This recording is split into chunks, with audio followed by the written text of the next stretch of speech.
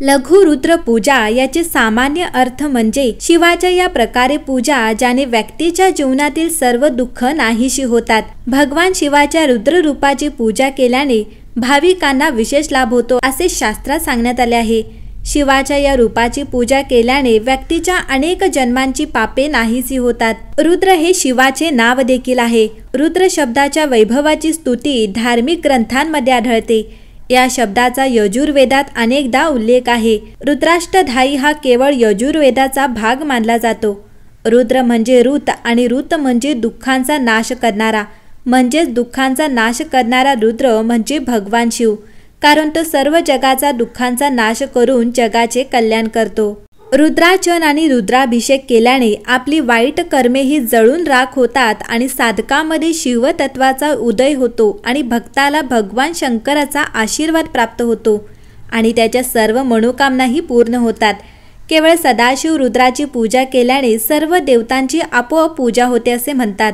रुद्र रुद्धोपनिषदात शिवाबद्दल असे म्हटले आहे की सर्व देवात्मको रुद्र सर्व देवा शिवात्मका, म्हणजे सर्व देवांच्या आत्म्यात रुद्र विराजमान आहे आणि सर्व देव हे रुद्राचे आत्मा आहेत। रुद्राभिषेक कोणत्याही दिवशी करता येतो, परंतु त्रयोदशी तिथी, प्रदोष काल आणि सोमवारी करणे अत्यंत शुभ असते।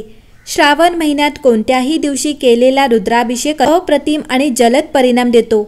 लघु रुद्र पूजेबद्दल लघु रुद्र पूजा म्हणजे काय, ती कशी केली जाते आणि ही लघु रुद्र पूजा केल्याने कोणते फायदे होतात याबद्दल सर्व काही जाणून घ्या। रुद्राष्टधाई हा यजुर्वेदाचा भाग मानला जातो। तसे तर या ग्रंथात भगवान शिव म्हणजे रुद्राचा महिमा गाणारे 10 प्रकरण आहेत, परंतु त्याच्या 8 अध्यायांमध्ये भगवान शिवाचा महिमा आणि त्यांच्या कृपाशक्तीचे वर्णन केले आहे। म्हणूनच याला रुद्राष्टधाई असे नाव देण्यात आले आहे। उर्वरित 2 अध्यायात शांताध्याय आणि स्वस्ती प्रार्थनाध्याय म्हणून ओळखले जातात। रुद्राभिषेक करताना या सर्व 10 अध्यायांच्या पठणाला रूपक किंवा षडंग पठण म्हणतात। दुसरीकडे 5व्या आणि 8व्या अध्यायाच्या षडांग पठणात नमक चमक पठणाच्या पद्धतीला म्हणजे 11 पुनरावृत्ती पठणांना एकादशीनी रुद्री पठण म्हणतात। 5व्या अध्यायात नमः या शब्दाच्या अतिप्रयोगामुळे या अध्यायाला नमक असे नाम पडले आहे आणि 8व्या अध्यायात चामे या शब्दाच्या अतिप्रयोगामुळे या अध्यायाचे नाव प्रचलित झाले। 5वा आणि 8वा दोन्ही अध्याय पनवृत्ती पथ नमक चमक पथ म्हणून ओळखले जातात। एकादशीनी रुद्रीच्या 11 पठणांचा लघु रुद्र म्हणतात। दुसरीकडे लघु रुद्राच्या 11 पुनरावृत्तींना महारुद्र म्हणतात आणि महारुद्राच्या 11 पुनरावृत्तींना अतिरुद्र म्हणतात। लघु रुद्र पूजा विधी कसा केला जातो, यात रुद्राष्टधाईच्या एकादशीनी रुद्रीच्या 11 आवृत्तीचे पठण केले जाते। यालाच लघु रुद्र असे म्हणतात। ही पंचामृतद्वारे केली जाणारी पूजा आहे। ही पूजा अत्यंत महत्त्वाची मानली जाते। प्रभावी मंत्र आणि शास्त्रोक्त विधीने विद्वान ब्राह्मणद्वारे पूजा संपन्न केली जाते। या पूजेने जीवनातील संकट आणि नकारात्मक ऊर्जांपासून सुटका मिळते। लघु रुद्र अभिषेक कसे करावे? जल अभिषेक। शिवाला पाण्याने अभिषेक केल्याने सर्व प्रकारच्या दुःखांपासून मुक्ती मिळते। भगवान शंकराच्या बालस्वरूपाचे मानसिक ध्यान करा आणि तांब्याच्या भांड्यात शुद्ध पाणी भरून भांड्यावर कुंकुम तिलक लावावा। ओम इंद्राय नमः या मंत्राचा जप करताना भांड्यावर मोली बांधावी।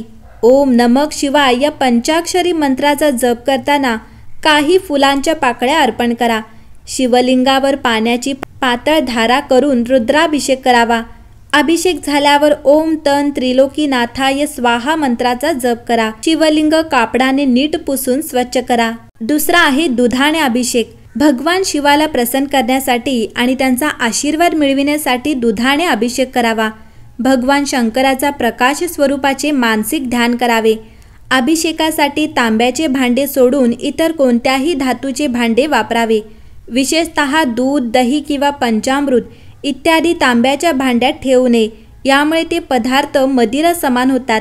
तांब्याच्या भांड्यात पाण्याचा अभिषेक करता येतो, पण दुधाचा तांब्याशी संपर्क आल्याने ते विष बनते। त्यामुळे तांब्याच्या भांड्यात दुधाचा अभिषेक पूर्णपणे निषिद्ध आहे, कारण तांब्याच्या पात्राने दूध अर्पित केल्याने नकळत देवाला विष अर्पित केलं जातं। पात्रात दूध भरून पात्राला चारी बाजूने कुंकू लावा। लघु रुद्राभिषेक मंत्र। ओम श्री कामधेनवे नमः या मंत्राचा जप करत पात्राला मौली बांधा. पंचाक्षरी मंत्र ओम नमः शिवायचा जप करत फुलांच्या पाकळ्या अर्पित करा. शिवलिंगावर दुधाची पातळ धार सोडत रुद्राभिषेक करावा. दुधाने अभिषेक करत लघु रुद्राभिषेक मंत्र ओम सकल लौकिक गुरवे नमः या मंत्राचा जप करा.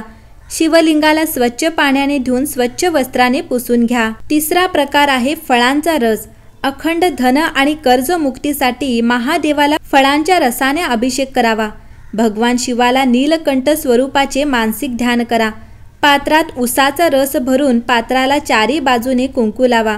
ओम कुबेराय नमः जप करत पात्राला मौली बांधा आणि पंचाक्षरी मंत्र ओम नमः शिवाय या मंत्राचा जप करत फुलांच्या पाकळ्या अर्पित करा. तसेच शिवलिंगावर फळांच्या रसाची पातळ धार सोडत रुद्राभिषेक करावा.